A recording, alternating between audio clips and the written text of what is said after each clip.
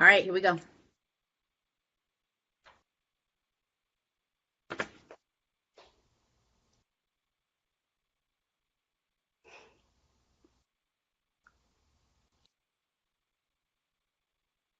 Hey, hey, hey, hey, hey, hey, happy Valentine's, happy Valentine's, Valentine's Day. Happy Valentine's, happy All right, all right, all right. I'll leave it alone. I'll leave it alone. Hello, hello, hello, good people of Facebook land. We are here live for another edition of a live conversation with the authors of Revealing and Healing, Three Women's Stories of Survival. I am Delina Hill Brooker. We have here Anjanita Williams. Say hey, Angel. Hey everybody, happy Valentine's Day. We also have Rasha Hoosier. Say hey, Rasha. Hey y'all. So we know it's Valentine's Day. We want to thank everybody who is here with us on this Valentine's Day. And if you didn't make it to be here with us, just catch us when you get back from your date. Okay? It's all good. So, Right. like I said, thanks for coming again. And I don't see, well, we do have two people. Hey, Gabe, what's up, Gabe? Gabe is on here checking in. All right, so quick recap. So we started our live series 2 weeks ago. So our first episode, we talked about forgiveness, and then we introduced Reality's trailer. And then our second episode, we talked about the awkward years and introduced, did I say that right? We introduced Rain's trailer? No, it was Rain. I said it wrong? Okay. Sorry, scratch Yeah. that. The first episode, we talked about forgiveness, and we introduced Rain's character. I didn't realize I said it wrong until I got into the next one. The second episode, we talked about those awkward years that everyone goes through, and we introduced Reality Story. So today, we are going to talk about secrets and how that it can affect you in different ways, and then we will be introducing Dream Story. I don't know who Dream is. Dream is somebody that you might know, though, so we'll just see. But let's see, what did you think about last week, Raisha? I just feel like we all have that. Everyone has that awkward stage, or everyone has that time when they're not so self-assured and they just don't know where they fit in. And I like the fact that Angel's story kind of brings us to someone who came from the country, moved to the city, and had all these transitions going on. We normally have transitions, but hers was even more, coming from the country to the city, the cousins there, the differences, her being loud, all of that stuff. And then again, the part that makes me so happy and proud is just to see Angel as she is right now, even before we were doing the video today, talking about a class that she's going to start teaching. And this is this quiet, awkward girl who didn't talk that much. And now it's like a total 180, not a 360, a 180. Yes, and Angel is here representing her blackness. Go ahead, Angel, with your black, get your Black History, Black Panther on, my girl. What did you think about last week? Absolutely. Last week was amazing. I'm glad that I was able to kind of tell about that transition, because coming here was a really big issue. Not a really big issue, but a huge portion of why I was the way that I was, because I was just so freaking awkward and out of place. So I'm glad that I was able to come and talk about that particular stage in my life, because it was really, that little period was really, really rough. But I also want to say I am doing my Blackity Black 2018. This is in celebration of Black Panther, which comes out on Friday. So if you're not going to go, you need to go. And make sure you dress up in all your Africanness, all your blackness, because this movie is going to be a great movie. I just feel it in my bones. It's a Marvel, so I really know it's going to be a good one. So I couldn't agree with you more. I got to go get my Black People African on anyway, so I can be all the way black 365 and go back to my roots. Anyway, so I thought last week was great. I think it's a conversation, a topic that a lot of people don't like to have because it's something that's uncomfortable. And I don't know. I think talking about anything that you need to talk about, I think that is a way to help heal and get through certain things, especially something that you feel unsure about, because like Rasha was telling me, she saw the exact opposite in what I was seeing in myself. So it was something that I put on me, not something that the world was putting on me. So, well, today we're going to go in a totally different direction again, because that is part of the beauty of the book, is talks about 3 different women and how we deal with similar situations in totally different manners. So today we're going to talk about secrets and the effects of secrets. And so since we're introducing Dream's character, I will talk about my experience in keeping secrets. So my very first experience that I can remember about keeping a secret is when my father molested me. He told me that this was our little secret and not to tell anybody. Well, that's my dad. So I guess maybe it's something fun about being a kid and being able to keep a secret, like for a birthday. Ooh, this is a birthday party and we're going to do this, and don't tell her, don't tell her. And most kids can't keep that secret. Well, I had to keep that secret because I knew that something was wrong, but I didn't know what it was that was wrong, because I had just been introduced to a totally new experience, but it made me feel uncomfortable. So with keeping that secret, that's what I think just triggered me to be able to keep secrets. Now, I've always taken pride in being able to, I will hold a secret like a safe, whether I'm mad at you, not mad at you, whether you go off and say something else, I will hold that secret because you told me to keep this secret, so I'm going to hold that secret. I used to take pride in being able to hold secrets. And now that I'm learning and through self-discovery and everything, it's like, it's okay. It's really good to be able to keep a secret. Don't hear me wrong. But everything should not be kept secret. So even with holding secrets for me, it's like I started holding things that weren't for me to keep. So I can hold pain.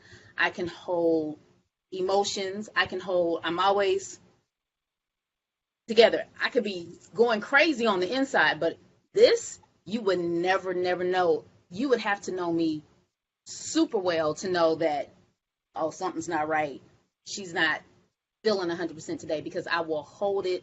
But then when I pop, that's a whole nother story. But that's why you shouldn't hold things. You shouldn't hold secrets. You shouldn't hold feelings. You shouldn't hold emotions, because when it bubbles up, it has to come out. And however it comes out, it could be a good thing or a bad thing. So like my husband be like, if you're mad at me, just tell me so I can stop doing stuff to make you mad. And I'll be like, so you know he's doing this, and then on the outside he's thinking everything's fine, because I'm like, okay, yep, I'll do this. But that's with anything though, anything at all. So I really think that initial keep this secret kind of jacked up my perspective of what is acceptable and what is not. It taught me a bad lesson that I am still trying to unlearn.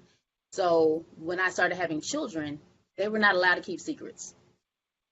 You're not allowed to keep a secret from me, and you're not allowed to keep a secret from your father. You can keep a secret from anybody else, but you can't keep a secret from me. And so my husband was trying to surprise me. This is like years and years and years ago, for my birthday or Valentine's Day or something. It was something he was trying to surprise me with.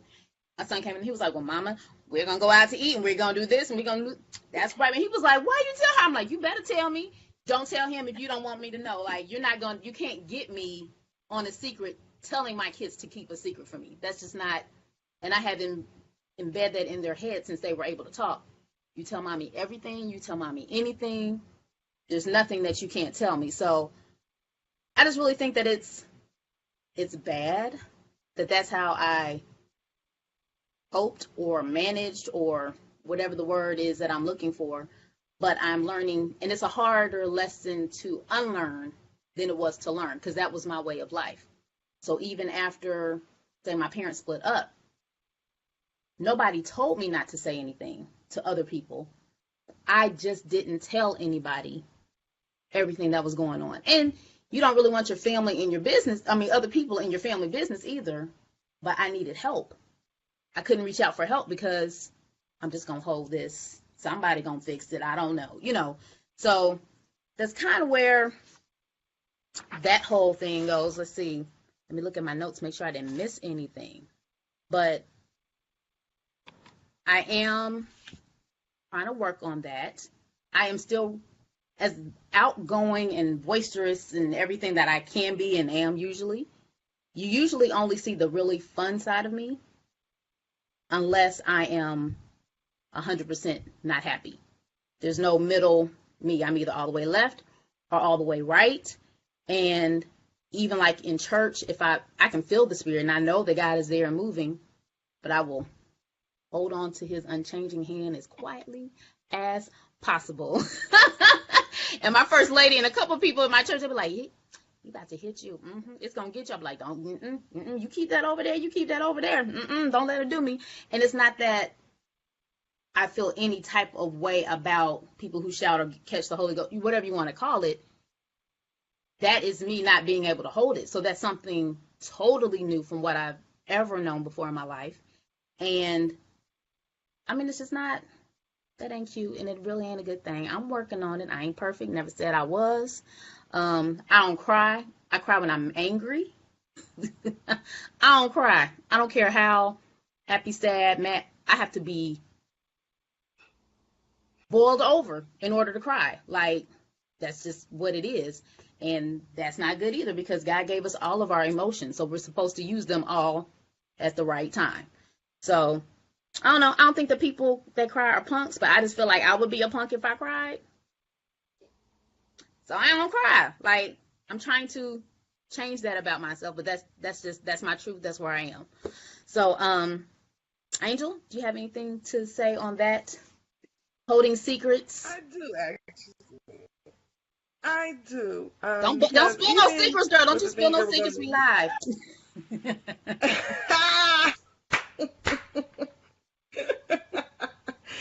I am okay. So, but I am also a gate. I call it being a gatekeeper, right? Because I mean, I know a lot of things, and people I never quite understood why people like to confide stuff in me. Like, I'd be like, well, why are you just like picking me out of all people to confide in? But I realize it's just because I have a really warm spirit, and I have an attentive spirit, and I have a spirit of calming to people when they're going through things. So I tend to take on a lot of other people's stuff too. I tend to do that, and I tend to hold on to a lot of that. But going back to the secrets, like, that is really really relevant, because I think when we're younger and when we are traumatized in some type of way, when someone tells us to tell a secret, we feel like everything that goes on we're supposed to keep to ourselves, although we are inside screaming for help and we can't get it because we're told to keep everything to ourselves. So I think it's very, very, very, very relevant. Very relevant. I can remember being told to keep a secret, you know, you better not tell nobody what's going on in here. You do, I'ma hate you. Like, stuff like that. Like, that's gonna make someone want to hold in everything. So that's very, very relevant. I did have something else to say, but I kind of forgot. So go ahead, Rasha, and I'm pretty sure it'll come back to me. If it comes back, just let me know. So for me, a lot like Delina, the first secret I had was I was being molested by a babysitter's son, but he told me we were boyfriend and girlfriend, and just to keep that a secret that we go together and we're boyfriend and girlfriend. For me, and then as far as keeping other people's secrets, this is how it went with me. I kept so many secrets when I was younger, and by the time I was older, that now I tell all my business. Now, if somebody else tells me something, I'll keep that, but I'll be like, listen, this is what you're gonna get. This is gonna be me, because I kept so many secrets. When I got with my now husband, I didn't tell him that I had mental illness and I was dealing with bipolar. So he would come over my house, I would hide in the back, and he would give my mom flowers and cards. Like, I was just checking on Rasha. She said she had a cold, or like any lie that I could think of to say everything other than mental illness. When he found out, he was like, that is a major betrayal. Like, you didn't even give me a choice. You didn't even give me an opportunity to know what was going on. And of course, I had my reason. Well, you wouldn't have liked me, or you would have done this. And he said, well, we don't know. We will never know what I would have done, because you didn't give me that opportunity and that choice. Like, I would mask it. I would say little different things. Now, it's funny because Delina is a person, even though she keeps secret, Delina has this all-knowing thing. Like, she kind of knows when you're bullcrapping, you're lying, you're fronting, you're keeping something from her. So she always knew something was wrong with me, whether I'm crazy, I'm off with something. But for Michael, who was around me and we were close for years, it didn't come out until maybe 2 or 3 years after we were already dating and together. And for him, he was like, secrets cause serious betrayals. He's like, I was making decisions based on a person who was going to be healthy and fine. I didn't think about a person who would lose jobs every 5 minutes, who would be sick for months at a time. I'm making major decisions, wanting to get married and all this, and you didn't tell me. And then like, what else? And then, oh, regarding what Delina said, Delina's personality to me has always just been, like I tell this all the time, she is the strongest person I know, period. Nobody else, nope, not Oprah, nope, not Michelle Obama, nope, none of those people. Delina, because of what she's been through and because she still presses on. Because I think about the depression I feel just based off of what has happened to me. And I'm like, if I was in her shoes. So I know that her strength and even her poise that she talked about is used as a defense mechanism. Like, you're not ready to have me crying. You're not ready to get, nope, I'm right here with it.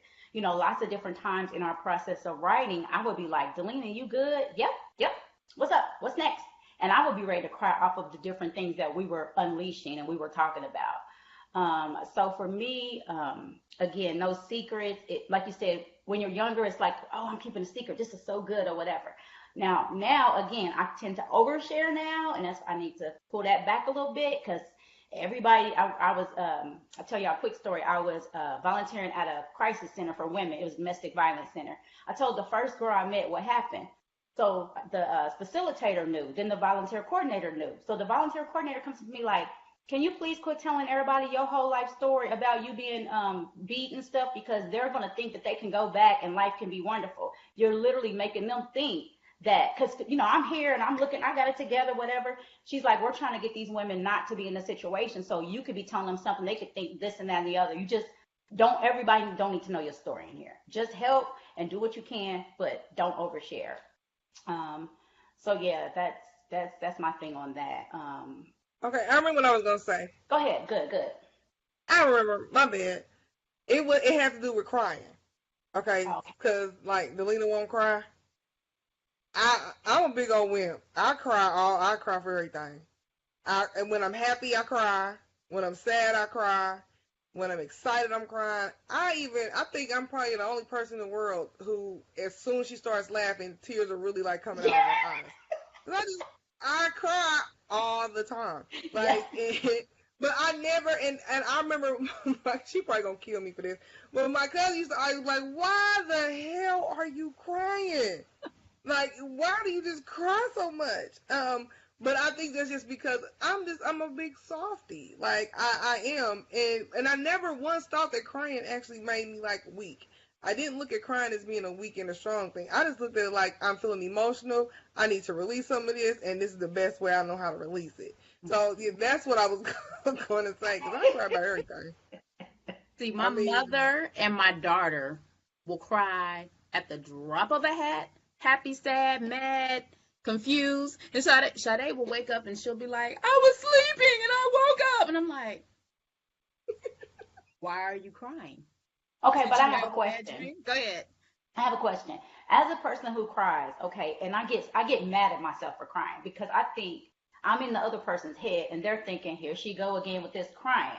So whenever I want to know from someone who doesn't cry, what do you think about the people who cry every time something happens? Like, seriously.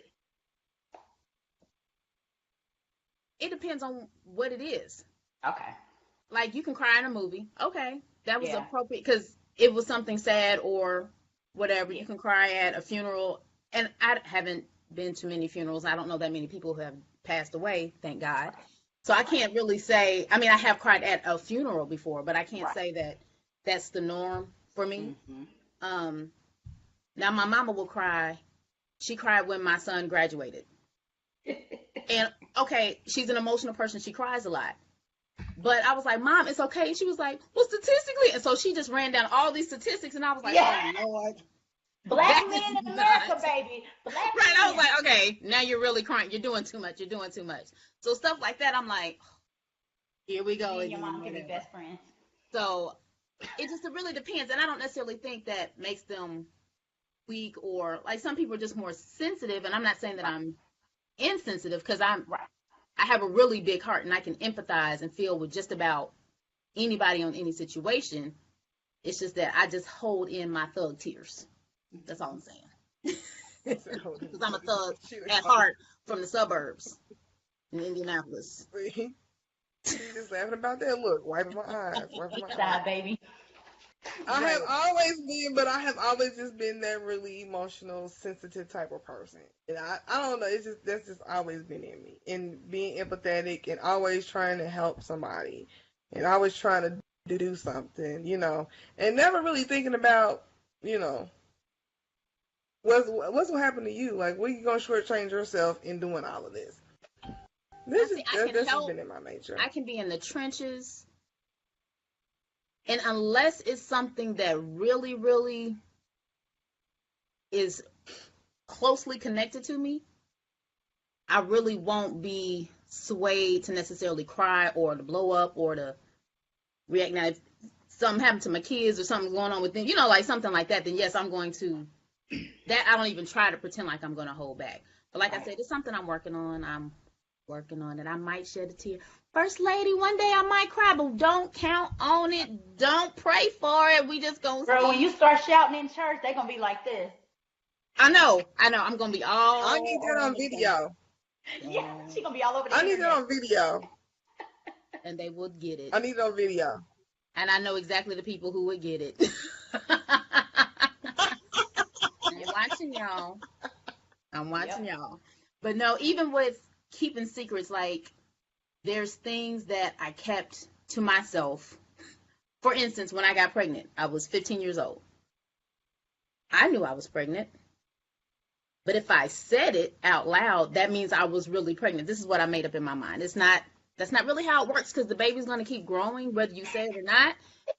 But I'm 15, so I'm still stupid, but I knew everything, right? So to me, if I said it, and it's kind of like the law of attraction, like you say it, so that's what it's going to be, but that still doesn't work with that application. Mm-hmm. So I didn't say anything, just thinking that my mother's just not going to notice my belly getting fat and my stomach is stretching and doing things that it didn't normally do, and I'm just not going to say anything. And one of my friends in school, we were in summer school, and he walked up to me and he pulled me to the corner. He was like, "Are you pregnant?" And I just looked at him like, "Oh, dang. Why you call me out, though? Why you call me out?" And that's crazy that a dude noticed that over a girl. A dude actually noticed that. Well, see, my closest friends knew, Mm-hmm. but I didn't announce it to maybe about 5 people. Okay. Probably knew. And then when I finally told my mom, she was like, "Oh, I already knew that. I was waiting on you to tell me. I thought you were going to wait until you were in labor." And I was like, "Why didn't you say nothing then? Why are you waiting on me? I'm 15. What is this?" So I just think that, I don't know. I just think that initial secret jacked up, it will, when you're abused or something traumatic happens to you, it instantly changes who you are. It instantly changes your makeup, how you see things, and because you have to cope, you have to deal with whatever comes after that. And it became a way of life because we were going through so much. I was moved to the foster home, not to the foster's home, and then out of my mother's house. Like, I couldn't go back home, hopping around from family members to family members. So I still have to be okay. And even though I was the middle child, I was the oldest in the house. So I still have to be okay, because it's not just me. I can't be the baby. I can't be the little kid. I should have been able to be the little kid. No one told me that I had to be strong and, do all this stuff. That's something I took on myself, because I'm trying to, all right, we gotta keep moving. We gotta be okay. It's okay. And I let them be babies. I didn't allow myself to be a baby.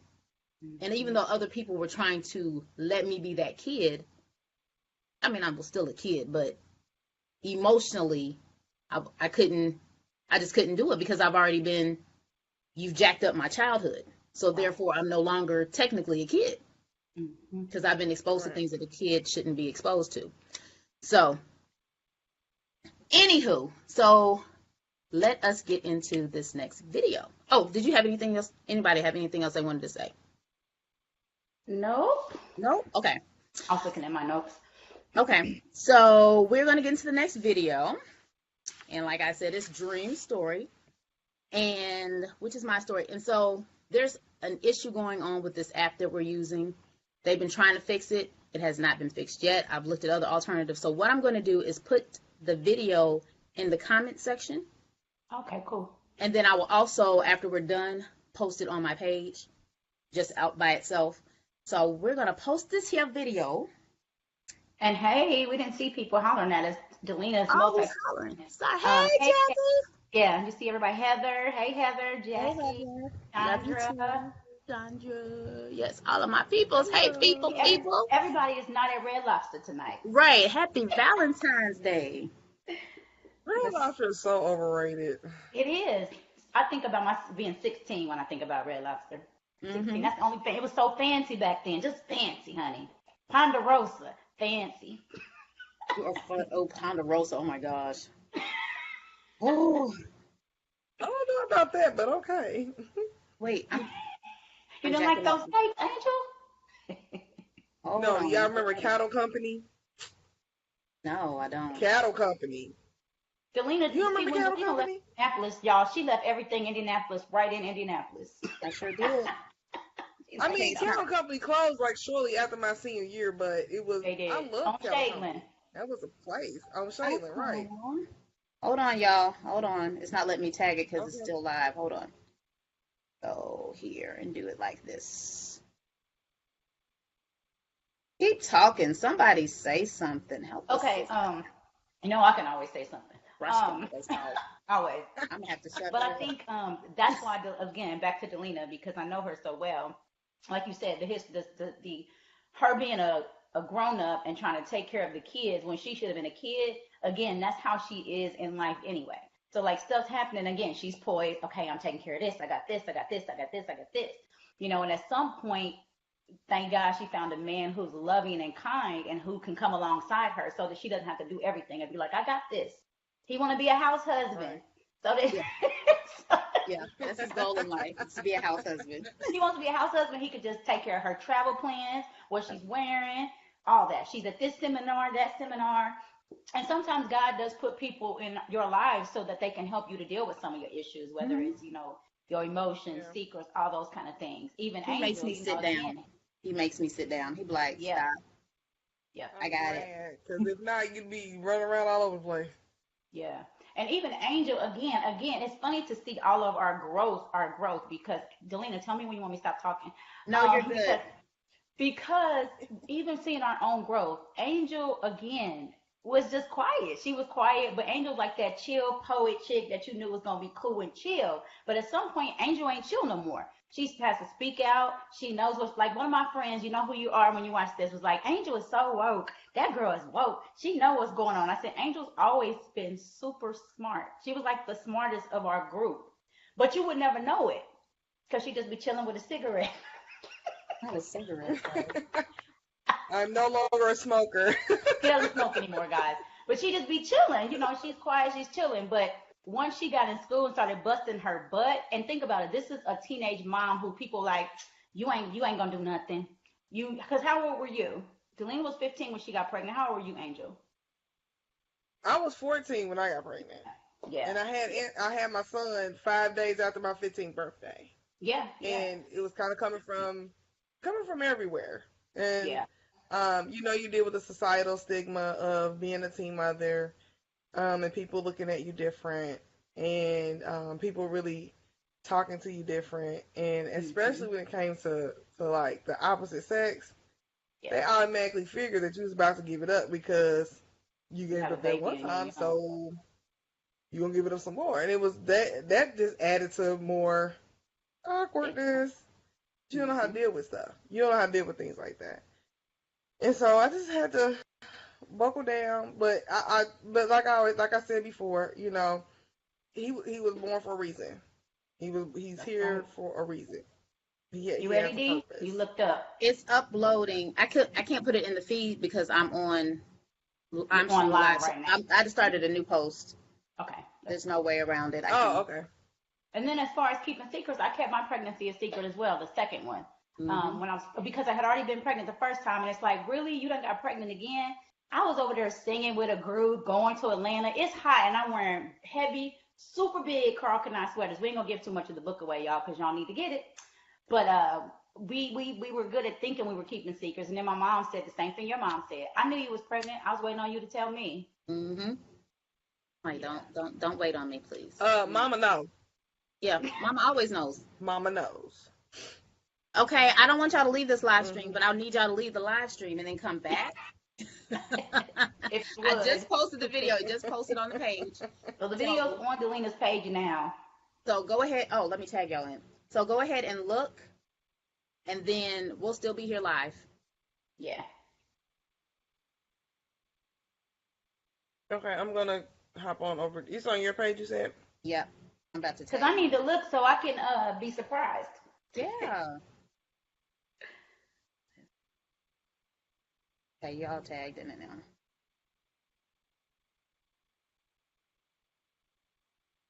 Okay, so should Delina sing a song while we waiting? No, she should not. I already did. Happy Valentine's, happy Valentine's, Valentine's Day. Man, the casting again. I'm thinking that we have another hit on our hands. That's Outcast. What are you talking about? Yeah, Happy Valentine's Day, and then it goes into Caroline. That's Yeah. Yeah. But see, I wasn't gonna go all that far because I was trying to stick to Valentine's Day. Right. You know, and I don't rap. You know you can always do a remake. Aww. Another good casting with the girl playing Dream. It's amazing. That's my aunt. Her name is It is Angel. very That's my good, like- Angel. Love her. All of the people, all of the young adults Yes. They who did great. participated in the videos did very, very well. I'm Yes. very, very pleased with them. They did awesomeness. While we're waiting, so Coy Hackett the third, he and my husband were doing the videos, and Coy works with the youth, so he helped me with the casting from the people from Golden Memorial United Methodist Church in Douglasville, Georgia. Thank you, Dr. Gregory Williams, for blessing that project. Let's see here. Angel is playing Dream, and she's amazing. Absolutely love her. Yeah, Even she's on good. Valentine's Day. So Brandon has been asking. He played my baby daddy. Brandon was asking, man, Delina, I'm watching every Wednesday. When you gonna show me? When you gonna show me? I was like, Today. Wednesday. I just saw him Sunday. I was like, you're up on Wednesday. He did an amazing job. He was so like dedicated to the cause. He was like, do I need to cut off my beard? You want me to come here? No, but just Oh, come on. wow. He was like, I'm an adult. I know. I just need you to just be you. So my nephew Jalen Beanie, thank you so much. He's an indie artist as well, doing great things. I'm gonna be sharing some of his other stuff. He just had some new stuff come out. Lyric, she's another indie artist. She came out, helped. Love you, Lyric. Of course, Miami, my husband, my harpo. Keisha Turner, Creations by Key, did makeup. Again, James Deering. So this is another original song that I wrote and sang to. It's produced by James Deering. Thank you for putting your foot in the track, brother. Love you. Chandra Southern, Delivered Vessels, for letting us come and use your facilities. Mwah, mwah, mwah, mwah, mwah, mwah, mwah. So what you think of the video, Rasha? Well, I like it. I like the parts that you pulled out to put in there, because of course there's a lot to all of our stories, a lot to Dream story as well.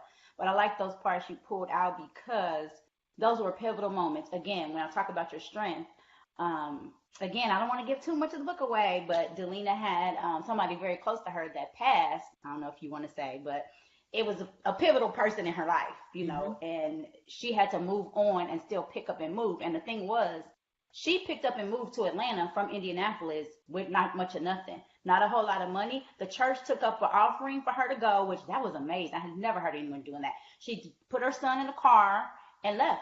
Single mama with a son going to Atlanta, not knowing what kind of situations they're going to be in, what kind of people is she going to meet. I was scared because y'all know I'm the scared one. Somebody going to break in. What if somebody try to kick in the door? What if somebody tries to... I'm thinking of all these things that can happen. I fight. All I saw was dust. When I tell y'all dust, she was gone. I think we had one little party or something over one of their houses, over Jets or something, and you was gone. Dust. And so for her to pick up on her with her life and also continue her singing and her music career, that could have just halted somebody's whole life. Somebody passes and you just halt it. Forget it. I'm in the bed. I'm hiding under the covers. I'm not going to Atlanta. I'm not singing. I don't know. Somebody raised my son. But the fact that you overcame all of that, don't never let nobody tell you what you can't do. Don't never let nobody tell you to take your dream. Don't let nobody try to take your dream, even if it's me. And I used to, right? I used to do that. Yeah. Never. But thank you for that. But thank you for saying all that. But it also goes to show how you were just saying how you might react, because we all had similar situations and everything, and we still dealt with the same thing in a different way. So that's, to tie it all in, that's still the beauty of the book, because even if you don't identify with my character, you could identify with Rasha or Angel's character, or a piece of all of us, because we are multifaceted people. Everybody is. So, and if you haven't purchased the book or read the book yet, you should. You need to get it. Go to lionessvisions.net, Lioness Visions with a Z, Vizions.net, or Amazon.com, whichever one you like. There's an ebook available on Amazon. But it just shows about how you can be dealt the same cards and have a different route, a different path, a different outcome, a different outlook. And I mean, it's a testimony. That was a test. And that's what we want you guys to see. Right. I'm gonna let you talk, I promise. That's what we want you to see. When you read this book, especially young women, know that no matter what someone says, you can do it. Look at Dream's story. Look at what happened. Don't tell me, oh, I can't because this. Oh, I can't because somebody died. Oh, I can't because I didn't graduate from school. Or Angel, oh, I can't go to college. I have 2 kids. I'm a young mom. Listen, read that book. There is no can't after you look at this book. There's going to be no can't, I won't. It's not going to happen. Because we've all been able to do it. Like you said, go on our own paths. Go ahead, Angel. Yeah, I wasn't. Now, keep in mind, according to some of the administration at the school, in my high school, I wasn't going to graduate. I needed to go to another program because I need to learn how to take care of my kid. Although I had been around raising kids, changing diapers, making bottles, all that stuff since I was like 8 years old, and I already knew all that stuff. And plus, I always babysitted babysat, should I say, my little cousin stuff. So I knew about all of that type of stuff. I just need to get my education, and I need y'all to make it happen. And they would try to discourage me, and I kid you not, every single semester, it was an issue for me to get the classes that I needed to take. Like, they really tried to hold me back. And I think the irony in that is that the main person that tried to hold me back passed away right after I graduated. Out of here. She gave me hell. Those extra 3 years, I stayed because the way she was trying to talk to me, like, she was just awful to me. And tried to discourage me so much, so terribly, because I had a child at a young age. And she had already put this stigma on me that I was dumb, destined to be a welfare mom, that I was never going to make anything out of my life. And I walked across that stage with more credits than I needed to have. Of course. And guess what? I'm still here. I'm still here. Yeah. And I'm growing every day. So that led me, and when I kid you not, I have no idea why this particular day I looked in the obituary section. I don't know. I have no idea. And there I see her obituary. And I'm like, wow. I don't believe in, I mean, I know there's statistics and there's proof with statistics, but at a formative year, when somebody is going through, yes, they could end up the way the statistic says, but don't brand them with that statistic. If you can't help them, leave them alone. If it is your job, if you're a counselor, or whatever, well, no, because I had a counselor tell me, because I wanted to do radio broadcasting. We had a radio station at the school.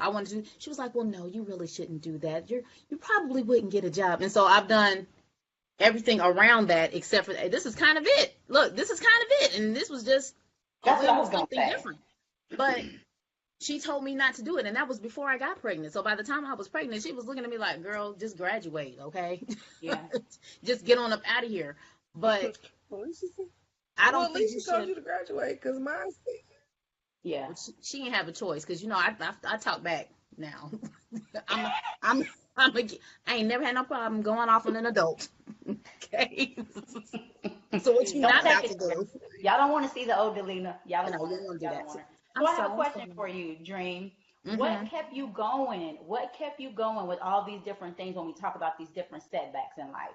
What kept you going? What kept you motivated to say, I can go to Atlanta? I can all this stuff. What kept you motivated? I can't necessarily say I was motivated. It was Hmm. just something in me, and something in my head.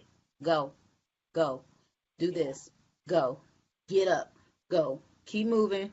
Go. You can. It, so it wasn't necessarily me. So I guess you would just say it was God. It was. It was just something that I just could not.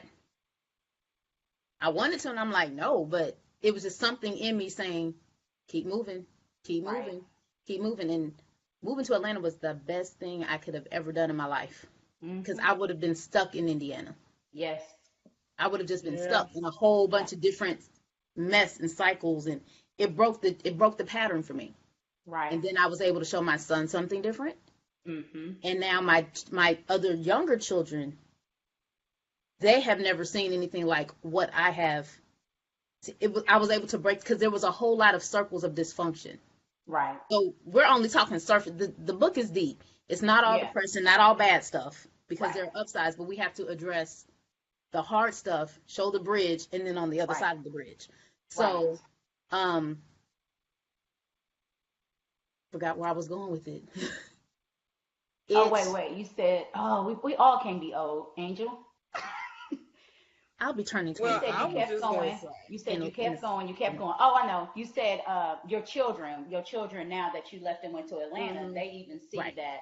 Like you said, you broke the cycle of whatever was going on in Indianapolis with your And my family. whole life, hmm even though I didn't know what was, I knew it wasn't right, but I didn't know what right was.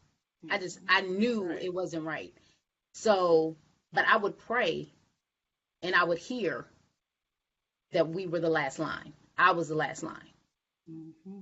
And so, whatever that meant at the age of 4, 5, 6, I've always just kept that like, okay, I'm the last one. What do I have? What does that mean? And it's evolved now that I'm older and I'm seeing Right. it through more mature eyes And because I, everything. you know, I have that base now in God Hmm. and knowing and having a relationship with Him. But I mean, it gets deep. It gets really, really deep. So I don't know. I just say God put something in me just to.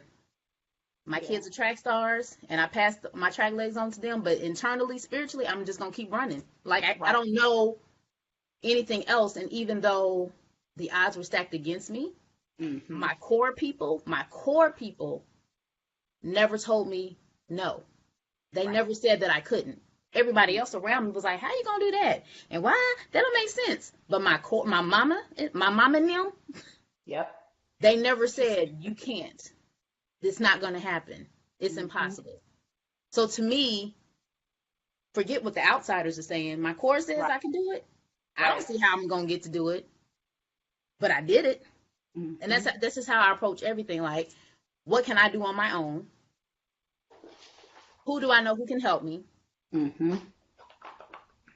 And the ending, I don't necessarily need to see. What can Right. I just need to start what I can do on my own. Just start there. So Hmm. that's how I've always been. So Yeah.